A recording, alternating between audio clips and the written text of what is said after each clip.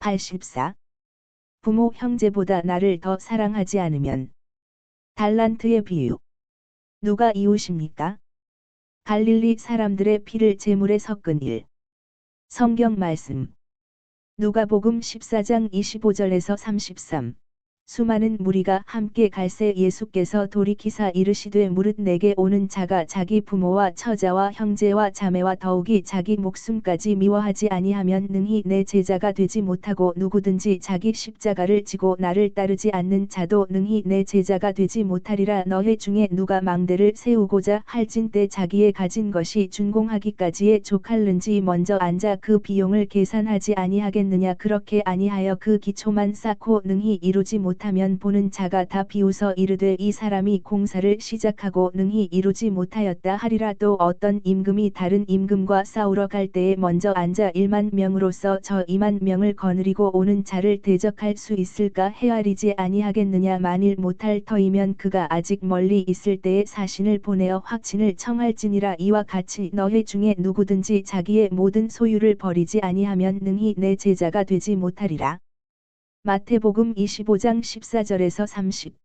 또 어떤 사람이 타국에 갈 때 그 종들을 불러 자기 소유를 맡김과 같으니 각각 그 재능대로 한 사람에게는 금 5달란트를, 한 사람에게는 2달란트를, 한 사람에게는 1달란트를 주고 떠났더니 5달란트 받은 자는 바로 가서 그것으로 장사하여 또 5달란트를 남기고 2달란트 받은 자도 그같이 하여 또 2달란트를 남겼으되 1달란트 받은 자는 가서 땅을 파고 그 주인의 돈을 감추어 두었더니 오랜 후에 그 종들의 주인이 돌아와 그들과 결산할세 5달란트 받았던 자는 5달란트를 더 가지고 와서 이르되 주인이여 내게 5달란트를 주셨는데 보소서 내가 또 5달란트를 남겼나이다. 그 주인이 이르되 잘하였도다. 착하고 충성된 종아 내가 적은 일에 충성하였음에 내가 많은 것을 내게 맡기리니 내 주인의 즐거움에 참여할지어다 하고 2달란트 받았던 자도 와서 이르되 주인이여 내게 2달란트를 주셨는데 보소서 내가 또 2달란트를 남겼나이다. 그 주인이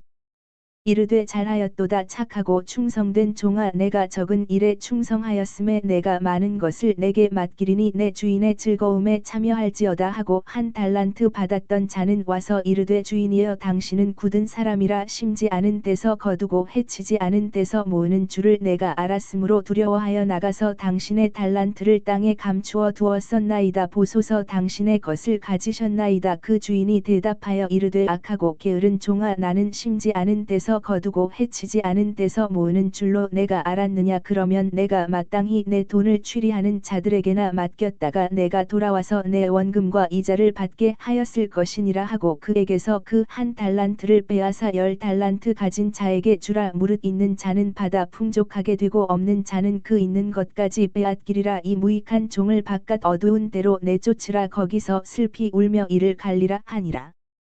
누가복음 10장 25절에서 37.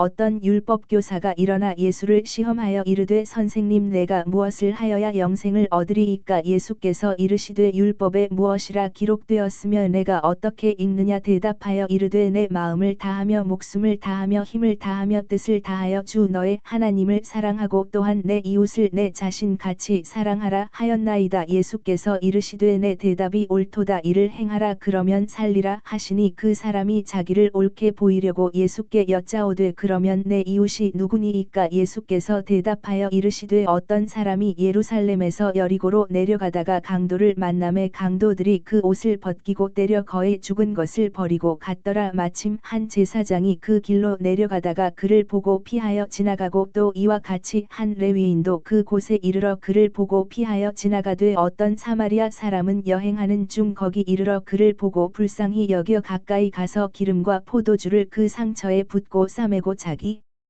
짐승에 태워 주막으로 데리고 가서 돌보아 주니라. 그 이튿날 그가 주막 주인에게 데나리온 2를 내어 주며 이르되 이 사람을 돌보아 주라. 비용이 더 들면 내가 돌아올 때에 갚으리라 하였으니 내 생각에는 이 세 사람 중에 누가 강도 만난 자의 이웃이 되겠느냐. 이르되 자비를 베푼 자니이다. 예수께서 이르시되 가서 너도 이와 같이 하라 하시니라. 누가복음 13장 1절에서 5.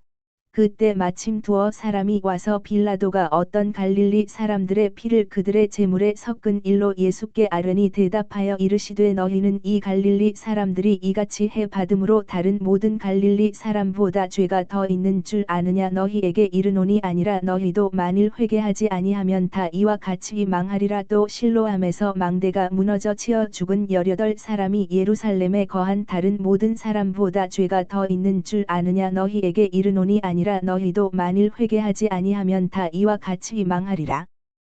PMG 말씀 3. 공생활 둘째 해 145. 장막절. 장막절을 지내시려고 성전에 가신다. 예수께서 성전을 향하여 가신다. 제자들이 떼를 지어 앞서가고 여자 제자들이 떼를 지어 따라온다. 예수의 어머니 클레오파의 마리아, 마리아 살로메, 수산나, 쿠자의 요한나, 베스루의 엘리사, 예루살렘의 안나리아, 마르타와 마르첼라가 있다. 막달라 마리아는 여기 없다. 예수 둘레에는 12사도와 마륵지암이 있다. 예루살렘은 그 성대한 명절을 맞이하여 호화롭다. 길이란 길에는 모든 지방에서 온 사람들이 있다. 찬송가와 연설과 작은 소리로 하는 기도 소리와 나귀를 모는 사람들의 저주 소리가 들려오고 아기들의 우는 소리도 간간이 들려온다. 그리고 이 모든 것 위에 집들과 해 사이에 나타나는 맑은 하늘이 있다. 해는 명랑하게 내려와서 옷빛깔을 선명하게 하고 정원에 둘러친 담과 옥상 너머로 여기저기 보이는 정자처럼 올린 덩굴들과 나무들의 죽어가는 잎들에 뜨겁게 내리쬐다. 때로는 예수께서 아시는 사람들과 마주치시는데 인사는 마주치는 사람의 기분에 따라 더 공손하기도 하고 덜 공손하기도 하다. 가령 가물리엘의 인사는 정중하지만 거만하다. 그는 제자들 가운데에서 그에게 미소를 보내는 스테파노를 뚫어지게 바라다 본다. 그리고 예수 앞에 몸을 굽혀 인사한 다음 그를 따로 불러 몇 마디 말을 한다. 그런 다음 스테파노는 그가 있던 집단으로 돌아온다. 동향인들과 함께 성전을 향하여 가던 엠마오의 늙은 회당장 클레오파의 인사는 대단히 공손하다. 예수의 인사에 대한 가파르나움의 바리사이파 사람들의 인사는 마치 저주와도 같이 딱딱하다. 관리인에게 인도되어 오는 조가나의 농부들은 예수의 발에 입맞춤하는 동안 길의 먼지 속에 엎드린다. 군중은 내거리에서 바리사이파 사람도 아니고 유명한 율법학자도 아니며 태수도 아니고 세력 있는 궁인도 아닌 젊은 사람의 발 앞에 소리를 지르면서 뛰어드는 한때의 사람을 놀라 살펴보느라고 걸음을 멈춘다. 그리고 어떤 사람이 저 사람은 누구냐고 묻는다. 나자렛의 선생님인데 사람들이 메시아라고 말하는 분이요 하고 어떤 사람이 작은 소리로 대답한다. 그러자 개종자들과 이방인들이 예수를 둘러싸고 그 집단을 벽으로 밀어붙여 작은 광장 전체를 혼잡하게 만든다. 마침내 한때의 나귀몰이들이 길을 막는다고 악담을 하면서 그들을 흩뜨린다. 그러나 군중은 이내 다시 모여서 여자들을 남자들에게서 갈라놓고 귀찮고 난폭하게 그들의 의사를 나타내는데 거기에는 역시 믿음이 들어있다. 모든 사람이 예수의 옷을 만지고 싶어 한다. 예수께 말을 한마디 하고 질문을 하고 싶어 한다. 그러나 그것은 쓸데없는 노력이다. 서로 밀치면서 맨 앞줄로 나가려고 서두르고 안달을 하고 소란을 피우는 바로 그것으로 인하여 아무도 앞으로 나오지 못하게 되고 질문과 대답도 알아들을 수 없는 소음에 섞여버리기 때문이다. 이 장면에서 떨어져 나온 오직 한 사람은 마륵지암의 할아버지이다. 그는 손자의 외침에 외침으로 대답하고 예수께 경의를 표한 다음 즉시 손자를 가슴에 꼭 껴안은 채 발꿈치에 의지하고 무릎을 꿇고는 손자를 가슴에 대고 앉히고 감탄하며 들여다보고 기쁜 눈물을 흘리고 입맞춤을 하면서 쓰다듬는다. 노인은 어떻게나 행복한지 벌써 천국에 가 있는 것과 같다. 로마 군사들이 무슨 싸움이 벌어진 줄 알고 달려와서 군중을 해치며 온다. 그러나 예수를 보고는 미소를 지으면서 물러가며 거기 있는 사람들에게 중요한 내거리의 통행을 자유롭게 할 수 있도록 하라고 권하기만 한다. 그러니까 예수께서는 즉시 복종하셔서 마치 로마인들이 당신께 길을 터드리기 위한 것처럼 몇 걸음 앞서 가는 로마인들이 만든 자유로운 공간을 이용하신다. 사실은 로마 군사들이 그들의 감시 초소로 돌아가기 위한 것이었다. 그것은 마치 빌라도가 군중 사이에 불만이 있는 것을 아는 것처럼, 그리고 예루살렘의 사방에서 온 히브리인들이 가득 차 있는 요사이 무슨 봉기라도 일어날까봐 염려하는 것처럼 로마군 수비대를 대단히 보강하였기 때문이다. 그런데 예수께서 마치 어떤 왕이 그의 소유지로 가는데 길을 터드리는 것 모양으로 왕처럼 로마군 분견대를 앞세우고 가시는 것을 보니 그것은 아름다운 광경이다. 예수께서는 움직이시면서 아이와 노인의 그대로 함께 있으면서 나를 따라오시오 하고 말씀하시고, 관리인에게는 당신 사람들을 내게 남겨주길 바라오. 그들은 저녁 때까지 내 손님이 될 거요 하고 말씀하신다. 관리인은 공손하게 대답한다. 모든 일을 선생님 원하시는 대로 하십시오. 그리고 몸을 많이 굽혀 인사를 드리고 간다. 예수께서 이제는 성전 가까이에 계신다. 그리고 정말 개미집 근처에서 개미들이 우글거리는 것처럼 군중이 한층 더 북적거린다. 그때 조가나의 농부 한 사람이 주인님이 오셨다 하고 외치고 다른 사람들이 따라서 외치는데 그는 주인에게 인사를 하려고 무릎을 꿇는다. 예수께서는 농부들이 당신을 빽빽이 둘러싸고 있기 때문에 농부 집단 가운데서 계시며 지시된 지점으로 눈길을 돌리신다. 예수의 시선은 호화로운 옷을 입은 바리사이파 사람의 시선과 마주친다. 그 사람은 내가 처음 보는 사람은 아닌데 어디서 보았는지 알지 못하겠다. 바리사이파 사람 조가나는 그들 일당의 다른 사람들과 같이 있다. 값진 옷감과 술과 고리띠와 허리띠와 성서의 글귀를 쓴 양피지가 한 무더기인데 이 모든 것이 여느 때보다 너무 넓다. 조가나는 예수를 주의 깊게 바라다본다. 순수한 호기심이 담긴 시선이지만 불손한 시선은 아니다. 그는 어지간히 뻣뻣한 인사까지 한다. 그저 고개를 까딱할 뿐이다. 그러나 인사는 역시 인사라. 예수께서는 공손히 답례를 하신다. 그리고 다른 바리사이파 사람 두세 사람도 인사를 하는데 다른 사람들은 경멸의 눈으로 바라다보거나 다른 데를 보는 체하고 한 사람만이 욕설을 내뱉는다. 예수를 둘러싸고 있는 사람들이 펄쩍 뛰고 조가나까지도 갑자기 뒤돌아서서 욕한 사람을 노려보는 것이 보이니까 이것은 확실한 일이다. 그 사람은 조가나보다 더 젊고 얼굴 모습이 뚜렷하고 딱딱한 사람이다. 그들을 지나쳐서 농부들이 감히 말을 할 수 있게 되었을 때 그중 한 사람이 말한다. 선생님께 악담을 한 사람은 도라입니다. 맘대로 하게 내버려 두시오. 내게는 내게 축복을 하는 당신들이 있소 하고 예수께서 침착하게 말씀하신다. 마나엔이 다른 사람들과 같이 어떤 장식 홍해 창틀에 기대어 서 있다가 예수를 보았기 때문에 두 팔을 들며 기쁨의 환호를 올린다. 선생님을 만났으니 오늘은 기분 좋은 날입니다. 그러면서 같이 있던 사람들의 앞장을 서서 예수께로 와서 그늘진 장식 홍해 창틀 밑에서 예수께 경배한다. 거기서는 목소리들이 둥근 천장 아래서처럼 울린다. 그가 경배를 하는 바로 그 순간에 사도들의 무리 아주 가까이 예수의 사촌 시몬과 요셉이 다른 나자렛 사람들과 같이 지나가는데 그들은 인사를 하지 않는다. 예수께서는 그들을 서글프게 바라다보신다. 그러나 아무 말도 하지 않으신다. 유다와 야고보가 흥분하여 서로 말을 주고받는다. 그러다가 유다가 분노로 얼굴이 시뻘개지더니 동생이 붙잡을 수 있기 전에 뛰어서 간다. 그러나 예수께서 하도 거역 못할 만큼 유다야, 이리 오너라 하고 불러들이시는 바람에 알페오의 흥분한 아들이 뒤로 돌아온다. 형들이 하는 대로 내버려 두어라. 저들은 아직 봄을 느끼지 못한 씨앗들이다. 고집센 흙덩어리의 캄캄한 속에 그 씨앗들을 내버려 두어라. 흙덩어리가 씨앗을 둘러싼 벽옥이 된다 하더라도 나는 거기까지 뚫고 들어갈 것이다. 나는 때가 오면 그렇게 하겠다. 그러나 유다의 대답 소리보다 비탄에 잠긴 알페오의 마리아의 울음소리가 울려 퍼진다. 창피를 당한 사람의 긴 비명이다. 그러나 그 비명이 장식 홍해 창틀 아래 뚜렷하게 울려 많은 메아리를 일으키는데도 예수께서는 마리아를 위로하려고 뒤돌아보지 않으신다. 예수께서는 저와 같이 있는 사람들은 요한의 제자들입니다. 이들도 저와 같이 선생님의 사람이 되기를 원합니다 하고 말하는 마나엔과 계속 말씀을 하신다. 좋은 제자들에게 평화가 있기를.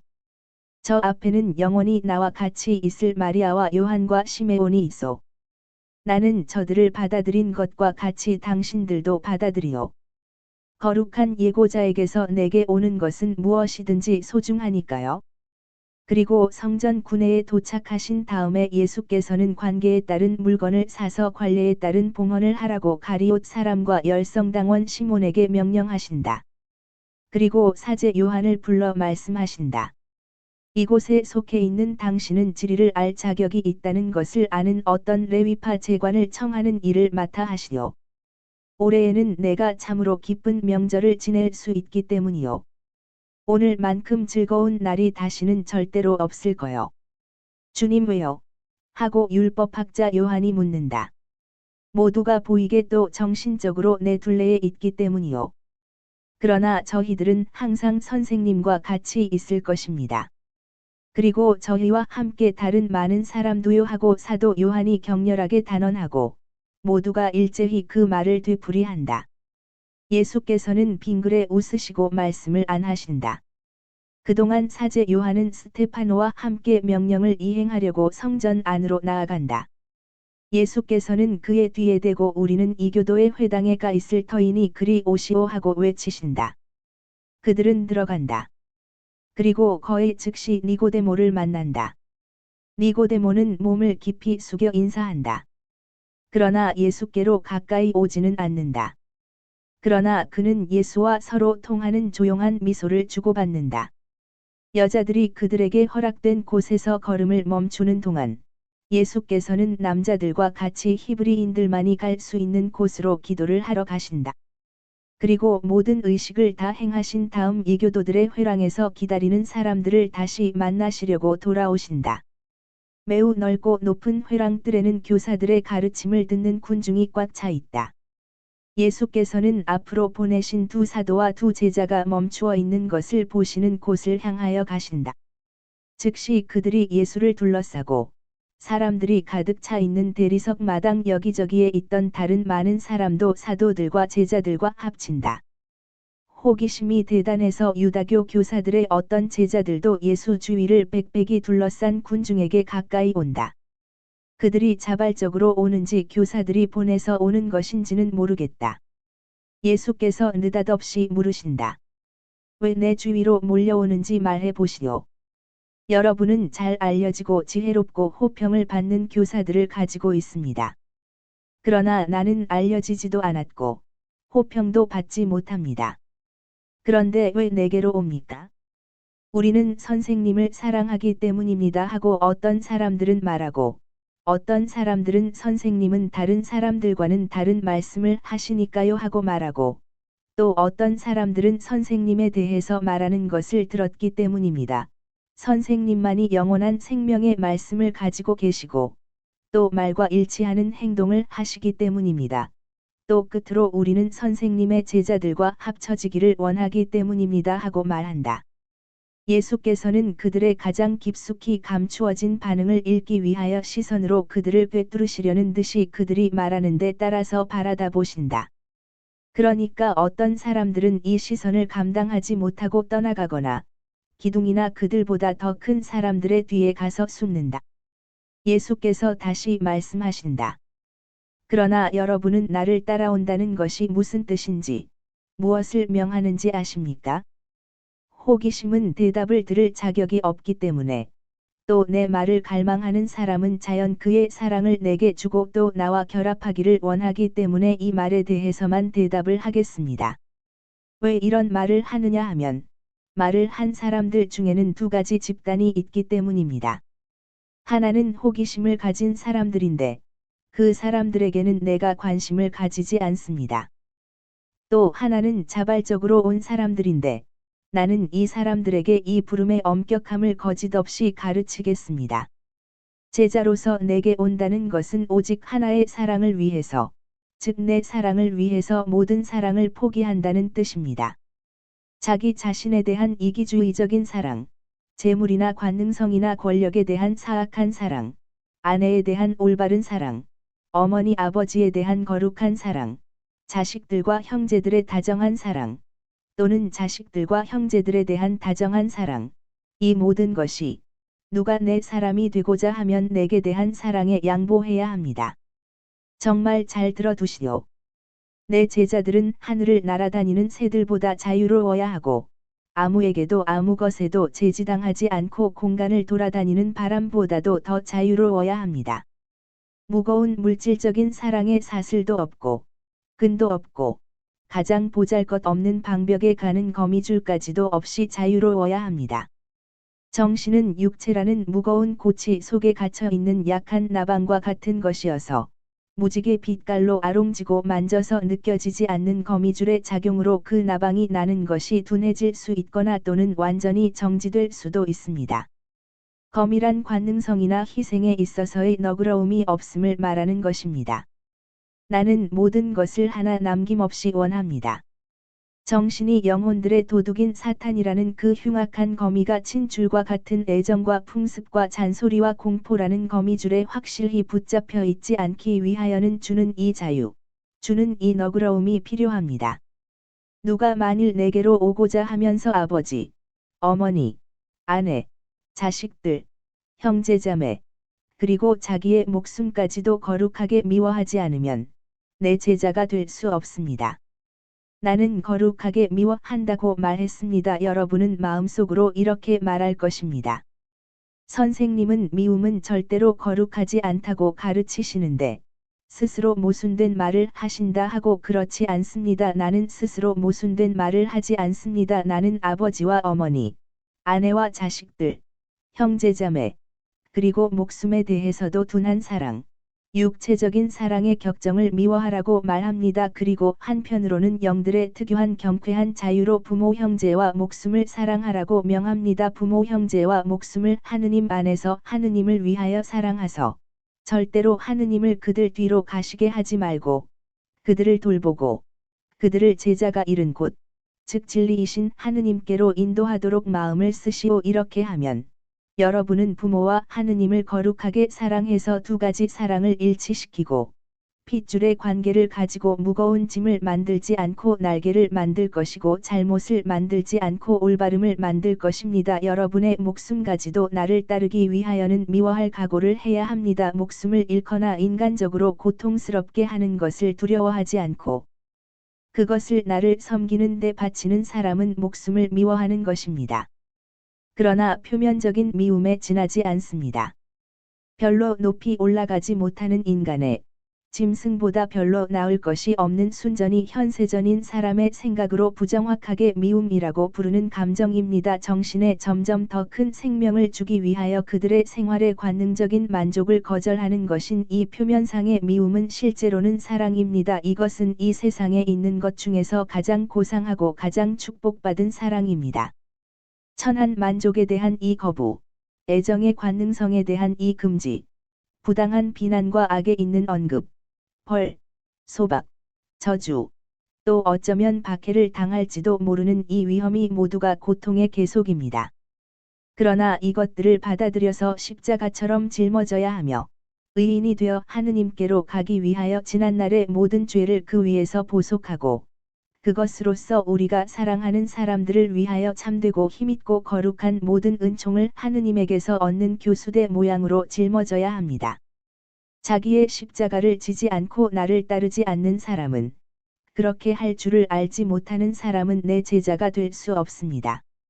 그러므로 우리는 선생님의 제자들과 합쳐지기를 원하기 때문에 왔습니다 하고 말하는 사람들은 이것을 많이 생각하시오. 자기 자신을 자세히 검토하고 판단하고 자기 자신과 다른 사람들에게 나는 제자가 될 소질이 없다고 고백하는 것은 수치가 아니라 지혜입니다. 아니, 도대체 이 교도들도 그들의 교훈들 중에 하나의 바탕에 자기 자신을 알 필요성을 가지고 있는데 이스라엘 사람인 여러분이 그렇게 하지를 못하겠습니까?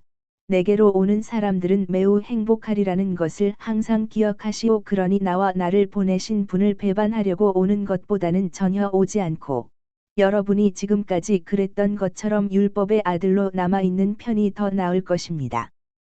갑니다 하고 말하고 나서 그리스도의 사상을 배반하고 어린이들과 성실한 사람들의 빈축을 사면서 그리스도를 해치는 사람들은 불행합니다. 그 사람들은 불행합니다. 그런데도 그런 사람들이 있을 것이고 또 언제까지나 있을 것입니다. 그러므로 여러분은 탑을 쌓고자 하는 사람을 본받으시오. 그 사람은 우선 필요한 경비를 주에 깊게 계산하고 기초공사를 한 다음에 돈이 떨어져서 일을 중단해야 하게 되지 않기 위해 가진 돈을 계산합니다. 만일 일을 중단하게 되면 가진 것까지도 잃어서 탑도 없고 돈도 없을 것이고 그 대신 사람들의 조소만 사게 될 것입니다. 사람들은 이렇게 말할 것입니다. 저 사람은 시작은 하고도 끝마칠 수가 없구먼. 이제는 끝내지 못한 건축에 무너진 것을 먹고 살 수 있겠구먼 하고 또 세상의 왕들을 본받아서 세상의 시시한 사건을 초성적인 교훈에 쓰이게 하시오. 왕들이 다른 왕과 전쟁을 하고자 할 때에는 모든 것을 즉 유리한 점과 불리한 점을 침착하고 면밀하게 검토하고 정복에서 오는 이익이 국민의 생명을 희생시킬 만한 가치가 있는지 알아보려고 곰곰이 생각하며 그곳을 정복할 수 있겠는지 적국 왕의 군대의 수보다 반밖에 안 되는 그들의 군대가 비록 더 공격적이라 하더라도 승리를 거둘 수 있는지를 검토합니다. 그리고 1만 명이 2만 명을 이길 수는 없을 것 같다고 올바르게 생각하고는 교전이 있기 전에 많은 선물을 가진 사절단을 적국 왕에게 보내서 상대방의 군대의 움직임 때문에 벌써 불안해진 적국 왕을 진정시키고 우정의 증거로 화를 풀게 하고 그의 의심을 사라지게 하며 그와 더불어 평화조약을 맺습니다.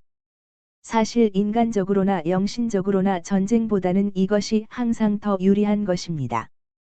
따라서 여러분은 새 생활을 시작하기 전에 행동해서 세상과 대항해야 합니다. 내 제자가 된다는 것은 세속과 육신과 사탄의 유혹에 소용돌이와 맹렬함에 대항한다는 것을 내포하기 때문입니다. 그러므로 만일 여러분이 내게 대한 사랑으로 모든 것을 포기할 용기를 느끼지 못하면 내게로 오지 마시오. 그런 사람은 내 제자가 될 수 없기 때문입니다. 좋습니다. 선생님 말씀은 옳습니다 하고 군중에 섞였던 율법교사가 인정한다. 그러나 우리가 모든 것을 버리면 그 다음에는 우리가 무엇을 가지고 선생님께 봉사합니까? 율법은 하느님께서 사람에게 주시는 돈과 같은 계명들을 가지고 있어 사람이 그것을 써서 영원한 생명을 얻게 합니다.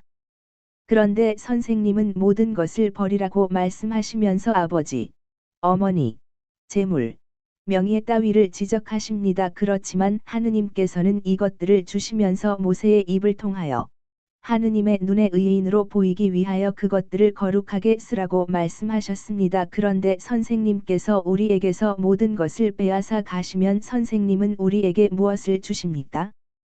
선생, 참다운 사랑을 준다고 내가 말했지요. 나는 여러분에게 내 가르침을 줍니다. 그런데 내 가르침은 옛날 율법에서 점 하나도 없애지 않고 오히려 반대로 율법을 완성합니다. 그러면 우리 모두가 같은 것들을 가지고 있으니까 모든 같은 제자들이로군요. 우리는 모두가 그것들을 모세의 율법대로는 가지고 있습니다. 모두가 사랑에 따라서 내가 완성한 율법대로 가지고 있지는 않습니다. 그러나 내게 딸린 제자들까지도 똑같은 총량의 공로를 가지게 되지는 못할 것이고 그들 중에 어떤 사람들은 그 총량을 가지지 못할 뿐 아니라 그들의 유일한 확패인 영혼도 잃을 것입니다. 뭐라고요? 많이 받은 사람에게는 많이 남아 있을 것입니다. 선생님의 제자들, 그보다도 선생님의 사도들은 선생님이 전도하시는 데 따라 다녀서 선생님의 행동 방식을 알고 있고 굉장히 많이 받았습니다. 선생님의 사실상의 제자들도 많이 받았고 이름으로만 제자인 사람들은 덜 받았고 저같이 우연히 선생님의 말씀을 듣는 사람들은 아무것도 받지 못했습니다. 사도들은 하늘에서 굉장히 많이 받을 것이고 사실상의 제자들은 많이 받을 것이고 이름으로만 제자인 사람들은 덜 받을 것이고 저 같은 사람들은 아무것도 받지 못할 것입니다. 인간적으로는 확실히 그렇습니다. 그리고 인간적으로는 나쁜 일이기도 합니다. 그것은 모두가 그들이 받은 재산을 이익이 나게 할 능력이 없기 때문입니다. 이 비유를 들으시오. 그리고 여기서 내 가르침을 너무 부연하더라도 용서하시오. 그러나 나는 지나가는 제비와 같아서 아버지의 집에 조금밖에 머물러 있지 않습니다. 그것은 내가 온 세상을 위해서 왔는데 예루살렘의 성전의 이 작은 세상은 내가 나는 것을 중단하고 하느님의 영광이 나를 부르는 곳에 머물러 있는 것을 원치 않기 때문입니다.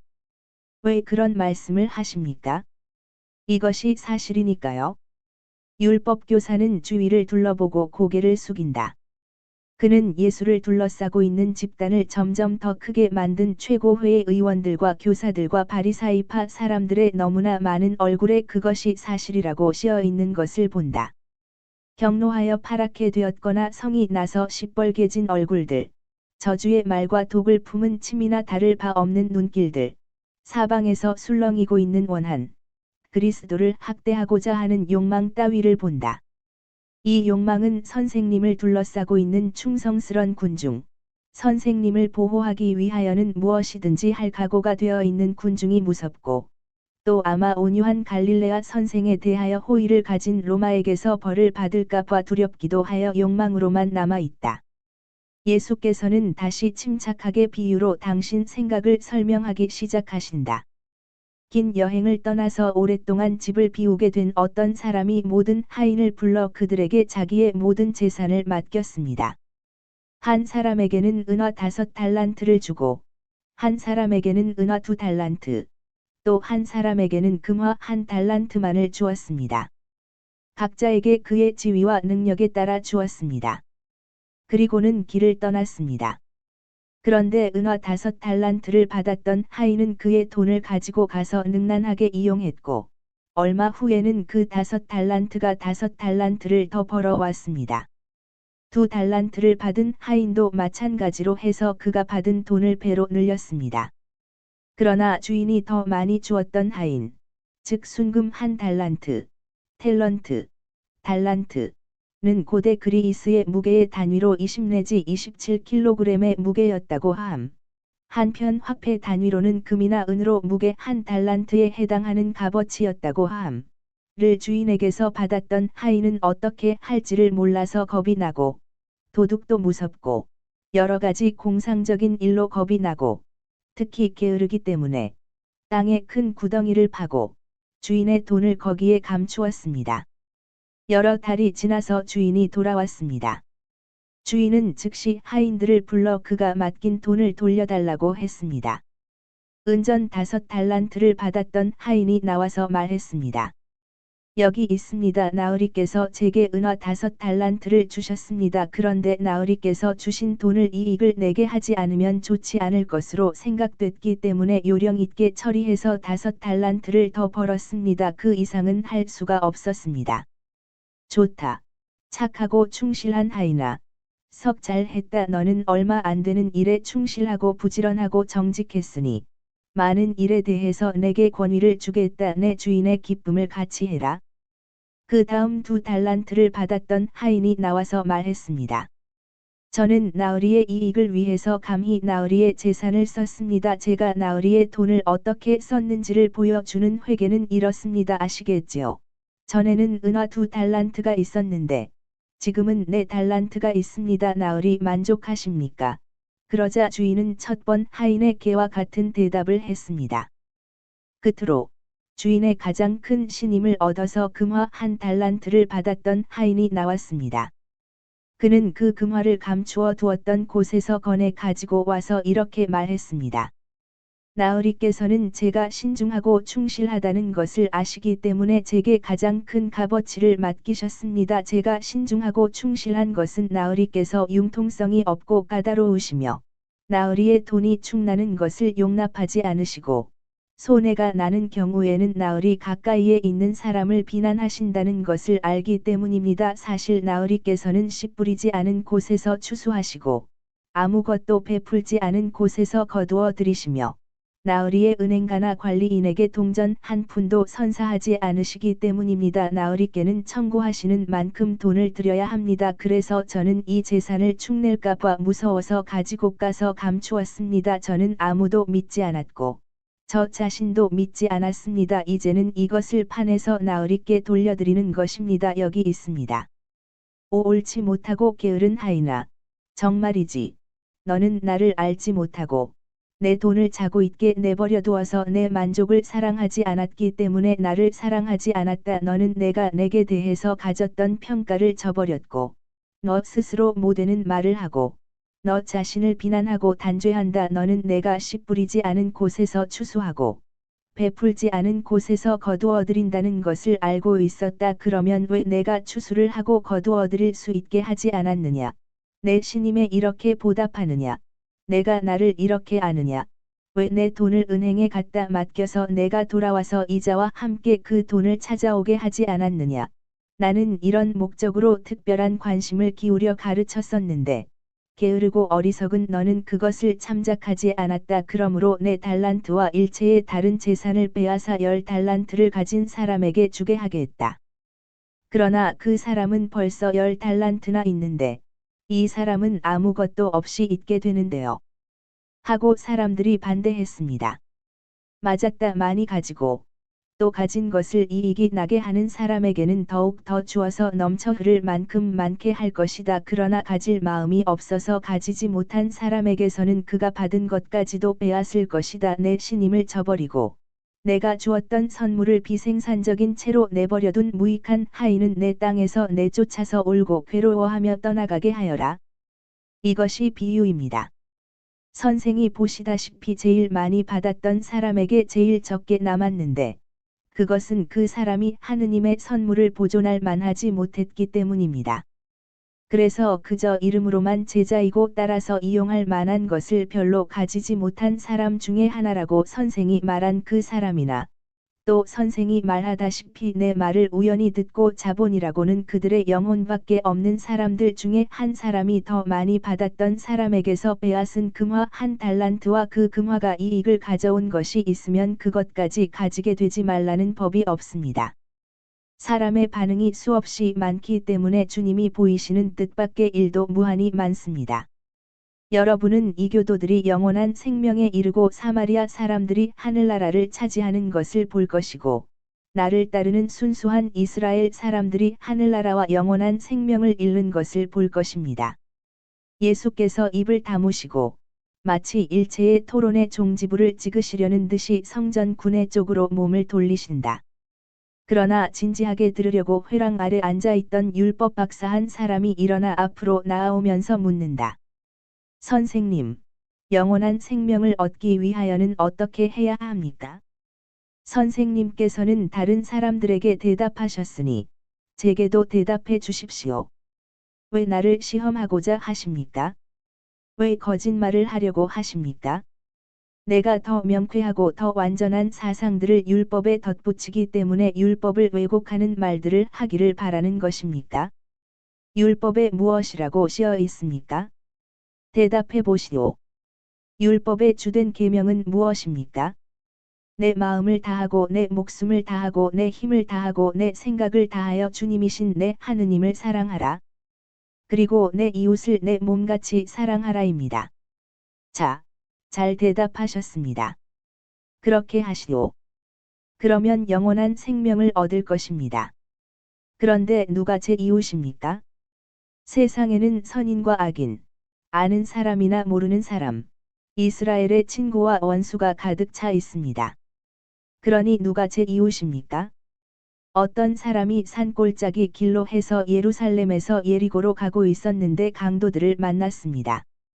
강도들은 그 사람에게 심한 상처를 입힌 다음 그가 가진 모든 것을 빼앗고 옷까지 벗겨서 반쯤 죽은 그를 길가에 버려두고 갔습니다. 같은 길로 성전에서 그의 직책을 마친 사제 한 사람이 지나갔습니다. 그 사제의 몸에는 지성소의 항례가 아직 배어 있었습니다. 그리고 그가 하느님의 집에서 말하자면 지극히 높으신 분과 접촉하고 있었기 때문에 초자연적인 친절과 사랑의 향기를 뿌린 영혼을 가지고 있어야 했을 것입니다. 그런데 그 사제는 그의 집에 돌아가는 일이 바빴습니다. 그래서 상처 입은 사람을 바라다 보기는 했지만 걸음을 멈추지는 않고 불행한 사람을 길가에 내버려둔 채 빨리 지나가 버렸습니다. 레위파 사람 하나가 지나가게 되었습니다. 성전에서 봉사해야 하는 그 시람이 부정을 타야 했습니까? 천만에. 그는 피로 더럽혀지지 않기 위해 옷을 치켜 올렸습니다. 그는 피투성이가 되어 신음하고 있는 사람을 흘깃 바라다보고는 예루살렘 쪽으로 성전 쪽으로 걸음을 재촉했습니다. 세 번째로 사마리아에서 냇물에 걸어서 건너가는 곳을 향해서 오던 사마리아 사람이 그곳에 이르렀습니다. 그 사람은 피를 보고 걸음을 멈추고 짙어가는 황혼빛에 상처 입은 사람을 발견하고는 말에서 내려 상처 입은 사람에게 가까이 가서 질이 좋은 포도주를 한 모금 먹여 기운을 차리게 했습니다. 그는 자기 겉옷을 찢어 붕대를 만들고 나서 그 사람의 상처를 초로 씻고 기름을 바른 다음 다정스럽게 첨해 주었습니다. 그리고 상처 입은 그 사람을 자기 말에 얹고 말을 조심해서 몰고 동시에 부상자를 받쳐주면서 피곤한 것은 걱정하지 않고 또 부상자가 유다 사람인데도 무시하지 않고 좋은 말로 위로해 주었습니다. 시내에 들어가서 그는 상처 입은 사람을 여관으로 데리고 가서 밤새껏 보살펴주고 새벽에 그 사람의 상태가 좀 나은 것을 보고 여관 주인에게 맡기고 그의 여관비로 돈을 미리 주면서 말했습니다. 이 사람을 나 자신인 것처럼 보살펴 주시오. 내가 돌아올 때에 당신이 가외 비용을 들인 것이 있으면 내가 갚아 주겠소. 그리고 당신이 일을 제대로 잘 했으면 후하게 갚아 주겠소. 그리고는 떠나갔습니다. 율법 박사님, 대답하시오. 이 세 사람 중에서 도둑을 맞은 사람으로 볼 때에 누가 이웃이었습니까? 혹 사제였습니까? 혹 레위파 사람이었습니까? 혹은 오히려 사마리아 사람이 아니었습니까? 그 사마리아 사람은 상처 입은 사람이 누구인지, 그가 왜 상처를 입었는지, 시간과 돈을 잃고 그에게 상처를 입혔다고 비난을 받을 위험이 있는데도 그를 돕는 것이 잘못하는 일인지 생각해 보지도 않았습니다. 율법 박사는 대답하였다. 이웃은 이 마지막 사람입니다. 그가 자비를 베풀었으니까요.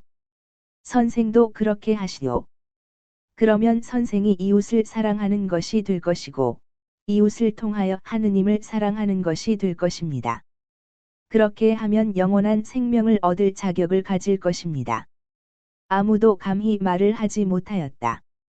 예수께서는 그것을 이용하셔서 군의 근처에서 기다리고 있는 여자들 있는 대로 다시 가셔서 여자들과 같이 다시 시내로 들어가신다.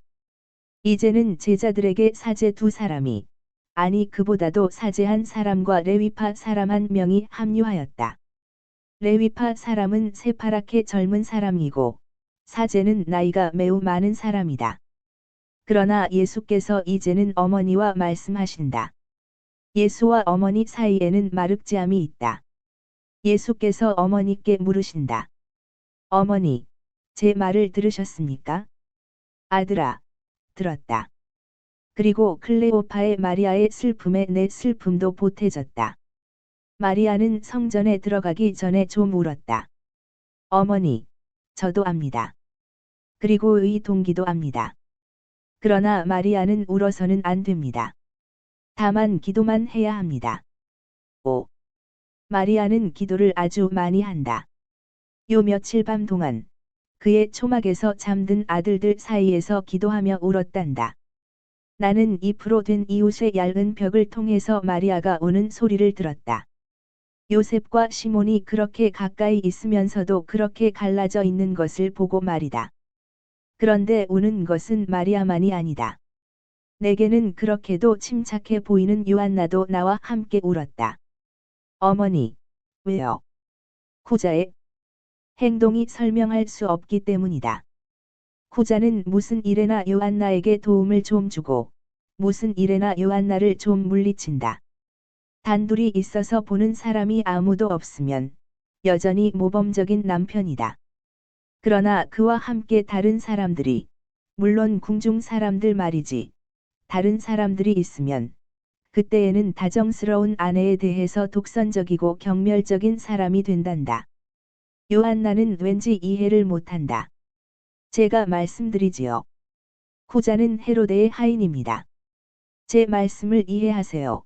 어머니, 하인이요, 저는 요한나에게는 고통을 주지 않기 위해서 이 말을 하지는 않습니다. 그러나 사실이 그렇습니다. 쿠자가 왕의 비난과 조소를 두려워하지 않을 때에는 착한 쿠자입니다. 그런 것들을 염려할 수 있을 때에는 이미 같은 사람이 아닙니다. 그것은 헤로데가 마나엔 때문에 몹시 성이 나 있기 때문이고, 또 헤로데가 헤로디아에게 굴종한 데 대한 뒤늦은 가책으로 인해 제정신을 잃었기 때문입니다. 그러나 요한나는 그의 생활에 이미 대단히 많은 행복을 가지고 있으니 왕관을 쓴 밑에 말총으로 만든 내의를 입어야 합니다. 안나리아도 운다. 왜요? 그의 약혼자가 너를 적대하기 때문이다. 안나리아는 울어서는 안 됩니다. 그렇게 말씀해 주세요. 그것은 하나의 용단이고 하느님의 인자입니다. 안나리아의 희생으로 사무엘이 다시 선으로 돌아올 것입니다. 지금 당장은 사무엘이 안나리아에게 결혼에 대한 압력을 당하지 않게 내버려 둘 것입니다. 저는 안나리아를 데려가겠다고 약속했습니다. 안나리아가 저보다 먼저 죽을 것입니다. 아들아. 성모님은 예수의 손을 꼭 쥐신다. 성모님의 얼굴에서는 핏기가 가신다. 사랑하는 어머니. 이것은 사람들을 위해서입니다. 어머니도 아시지요. 사람들에 대한 사랑으로 그러는 것입니다. 우리의 쓴 잔을 기꺼이 마십시다. 그러시지요. 성모님은 눈물을 삼키시며 대답하신다. 그러자 몹시 고민하고 애절한 그러자라는 대답이다. 마르지암이 고개를 들고 예수께 말한다. 왜 어머님을 슬프게 하는 그렇게도 무정한 말씀을 하세요? 나는 선생님이 돌아가시게 내버려두진 않겠어요. 나는 어린 양들을 보호한 것처럼 선생님도 보호하겠어요. 예수께서는 그를 쓰다듬어 주시고 슬퍼하는 두 사람의 기력을 북돋아 주시려고 아이에게 물으신다. 내 양들은 이제 뭘 할 거냐? 양들이 보고 싶지 않니? 아이고. 난 선생님하고 같이 있는 거려. 그렇지만 양들 생각은 늘 해요. 어머니가 양들을 풀밭에 데려갔을까? 수푸마가 호수에 가지 못하게 살펴봤을까? 하고 생각해요. 수푸마는 성질이 아주 급해요. 아시겠어요? 어미가 부르고 또 불러도 소용없어요. 제 맘대로 하니까요. 그리고 내 배는 너무 욕심 사납게 먹어서 병이 날 지경이에요. 선생님 아시겠어요? 난 선생님의 이름으로 사제가 된다는 것이 어떤 건지 알아요. 난 다른 사람들보다 더 잘 깨달아요. 저희들은. 그러면서 뒤에 오는 사도들을 손으로 가리킨다. 저희들은 번드르르한 말을 많이 하고 계획을 아주 많이 세워요. 그리고서는 난 이렇게 말해요. 난 양들의 양치기가 되는 것처럼 사람들의 목자가 될 거야. 그리고 이거면 넉넉해 하고 어머니가 내 어머니와 선생님의 어머님이 어제 예언서에 아주 훌륭한 대목을 말해 주었어요. 그리고 이렇게 말했어요. 우리 예수가 꼭 이렇단다 하고 그리고 나는 맘속으로 나도 꼭 그렇게 될 거야 하고 말했어요. 그리고 우리 어머니에게 이렇게 말했어요. 지금 당장은 내가 어린 양이지만 이 다음에는 양치기가 될 거예요. 그런데 반대로 예수님은 지금은 목자이지만 그리고는 어린 양이기도 해요. 그렇지만 어머니는 늘 어린 양이에요. 양젖보다도 더 기분 좋은 희고 아름답고 사랑받는 어린 양이에요. 그래서 예수님이 정말 진짜 어린 양이에요. 주님이 어린 양인 어머니에게서 났으니까요 하고 예수께서는 몸을 획 구부리시고 그를 껴안으신다. 그리고 그럼 너는 정말 사제가 되고 싶으냐? 물론이지요, 주님. 그래서 착한 사람이 되고 많이 알려고 애를 써요. 난 엔도르의 요한에게 늘 가요. 요한은 언제나 나를 어른 대접을 하고 또 대단히 친절하거든요. 난 길 잃은 양과 길 잃지 않은 양의 목자가 되고 예언자가 말하는 것처럼 상처 입고 뼈가 부러진 양들을 고쳐주는 의사 목자가 되고 싶어요. 오! 정말 아름다워요. 그러면서 아이는 손뼉을 치며 깡총깡총 뛴다. 이 조그마한 까만 머리가 무슨 일이 있기에 이렇게도 기뻐하지? 하고 베드로가 다가오면서 묻는다. 이 애는 제 길을 보고 있다. 끝까지 똑똑히 그리고 나는 이 애가 거기에 대해서 보는 것을 오냐 하는 말로 인정한다. 일행은 높은 집 앞에서 걸음을 멈춘다. 그 집은 내 생각이 틀리지 않는다면 오펠 변두리 쪽에 있다. 그런데 이곳은 그곳보다 더 호화롭다. 우리가 여기 머무릅니까? 연회를 하라고 라자로가 우리에게 준 집이다. 마리아는 벌써 여기 와 있다. 마리아는 왜 우리하고 같이 오지 않았습니까? 조롱이 무서워서 그랬습니까? 오, 그건 아니다. 내가 그저 그렇게 하라고 명령한 것이다. 주님, 왜요? 성전은 임신한 아내와 같이 민감하기 때문이다. 내가 할 수 있는 한 성전의 감정을 해치고 싶지는 않다. 그러나 비겁해서 그러는 것은 아니다. 그렇게 하셔도 선생님께는 아무 소용도 되지 않을 것입니다. 저 같으면 성전에 부딪힐 뿐 아니라 그 안에 있는 사람들과 아울러서 모리아산 아래로 던져버리겠습니다. 시몬아, 너는 죄인이다.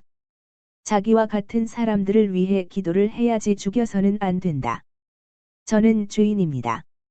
그러나 선생님은 죄인이 아니십니다. 그리고 선생님은 그렇게 하셔야 할 것입니다. 그렇게 하는 분이 있을 것이다. 그런데 사람들이 죄의 한도에 이르렀을 때 그렇게 할 것이다. 어떤 한도 말씀입니까? 성전을 가득 채우고 예루살렘으로 넘쳐 흐를 만한 한도 말이다. 너는 알지 못한다오. 마르타야. 나그네에게 내 집 문을 열어주려무나. 마르타는 누구라는 것을 알리고 문을 열게 한다. 일행은 모두 긴 안뜰로 들어가는데 그 안뜰을 지나면 내 귀퉁이에 나무 내 그루를 심은 돌을 깐 마당이 나온다. 아래층 위에는 넓은 방이 열려 있는데 열린 창문으로 오르락내리락하는 비탈길들이 많은 도시 전체가 내다 보인다. 그래서 나는 이 집이 도시의 남쪽 또는 서남쪽 비탈에 있을 것이라는 결론을 내린다. 방은 대단히 많은 손님을 치르도록 준비되어 있다. 식탁이 매우 많이 평행으로 놓여 있다. 100명가량이 편하게 식사를 할 수 있겠다. 막달라 마리아가 달려온다. 마리아는 다른 곳에서, 즉 부속 건물에서 일을 하고 있었는데 예수 앞에 와서 엎드린다. 라자로도 병색이 깃든 얼굴에 지극히 행복한 미소를 머금고 온다. 손님들이 조금씩 들어오는데 어떤 사람들은 좀 거북해하고 어떤 사람들은 좀 더 스스럼없다. 그러나 여자들의 친절로 인하여 그들은 이내 마음이 편하게 된다. 사제 요한은 성전에서 데려온 두 사람을 예수께 데려온다. 선생님, 제 친한 친구 요나타와 제 젊은 친구 드가리아입니다. 이 사람들은 악의와 원한 없는 진짜 이스라엘 사람들입니다. 선생들께 평화, 두 분을 모시게 되어 기쁩니다. 이 기분 좋은 풍습에서도 관례를 지켜야 합니다. 옛날 믿음이 그 그루에서 도단한 새 믿음에 다정한 손을 내미는 것은 아름다운 일입니다. 식사 시간이 될 때까지 내 옆에 와서 앉으세요. 나이가 많은 요나탄은 말을 하는데 젊은 레위파 사람은 신기한 듯이 놀란 눈으로 그리고 아마 겁을 먹기도 하며 여기저기를 둘러본다. 나는 그가 거리낌 없는 태도를 취하려고 하지만 사실에 있어서는 물 밖에 나온 물고기 같다고 생각한다. 다행히도 스테파노가 와서 그를 구해주고 사도들과 주요한 제자들을 하나씩 그에게로 데려온다. 늙은 사제는 눈같이 흰 수염을 쓰다듬으면서 말한다. 요한이 바로 그의 선생인 제게 그가 병이 나은 것을 보이려고 왔을 때 저는 선생님을 알고 싶었습니다. 그러나 선생님, 저는 말하자면 제 울타리 안에서 나오지를 않습니다. 저는 늙었으니까요. 하지만 죽기 전에 선생님을 뵙기를 바랐는데 야훼께서 제 청을 들어주셨습니다. 주님은 찬미 받으소서. 오늘은 성전에서 선생님의 말씀을 들었습니다. 선생님께서는 현자인 선배 힐렐보다 뛰어나십니다. 선생님께서 제 마음이 기다리는 분이시라는 것을 저는 의심하고 싶지도 않고 의심할 수도 없습니다. 하지만 사람들이 여러 세기에 걸쳐 생각해내서 지금 것과 같은 것이 된 이스라엘의 율법을 80년 가까이나 마셨다는 것이 어떤 것인지 아십니까? 그것은 우리의 피가 돼버렸습니다. 그리고 저는 이처럼 늙었고요. 선생님의 말씀을 듣는 것은 신선한 샘에서 나오는 물을 마시는 것과 같습니다. 아이고. 그럭 말고요. 더럽혀지지 않은 물입니다. 하지만 저는 아주 멀리서 오고 아주 많은 물건으로 인해서 무거워지고 더러워진 물이 가득 차 있습니다. 이 포화 상태에서 벗어나서 선생님을 좋아하려면 어떻게 해야 합니까? 저를 믿고 사랑하시면 됩니다. 의인 요나타에게는 다른 것이 필요 없습니다. 하지만 저는 멀지 않아 죽을 건데요. 선생님께서 말씀하시는 것을 모두 믿기에 너무 늦지 않았습니까? 선생님의 말씀을 모두 이해하거나 다른 사람의 입을 통해서 그것을 알게 되지도 못할 것입니다. 그러니 어떻게 합니까? 사제님은 하늘에서 배우실 것입니다. 지혜와 영 이별하는 것은 지옥에 떨어지는 사람밖에 없습니다. 하느님의 은총을 가지고 죽는 사람은 영원한 생명에 이르고 지혜 안에서 살게 됩니다. 저를 누구라고 생각하십니까? 선생님께서는 제 친구 즈가리아의 아들이 앞서가며 예고한 기다려지시는 분일 수밖에 없습니다. 그 사람을 아셨습니까? 제 친척이었습니다. 오. 그럼 세례자의 친척이십니까? 그렇습니다. 사제님. 그 사람은 죽었습니다. 그러나 그 사람을 불쌍하다고는 말할 수 없습니다. 정의에 충실했고 그의 사명을 다한 다음에 죽었으니까요. 그리고 아이고. 우리는 흉악한 시대에 살고 있습니다. 아브라함 시대로 돌아가는 것이 더 낫지 않습니까? 그렇습니다. 그러나 사제님, 이보다도 더 흉악한 시대가 올 것입니다. 무슨 말씀을 하시는 것입니까? 로마 말씀을 하시는 것이지요. 로마뿐이 아닙니다. 죄지은 이스라엘이 그 첫째 원인이 될 것입니다.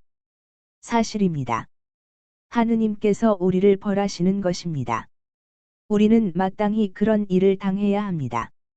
하지만 로마도 제사를 드리다가 빌라도에게 학살을 당한 갈릴레아 사람들 이야기를 들으셨지요. 그들의 피가 제물의 피와 섞였습니다. 바로 제단 옆에서, 바로 제단 곁에서 그 이야기를 들었습니다. 모든 갈릴레아 사람이 이 불의에 격분하여 외친다. 거짓 메시아 문제였던 것은 사실입니다. 그렇지만 그를 죽이고 나서 그를 따르던 사람들은 왜 죽입니까? 그리고 왜 그 시간에요?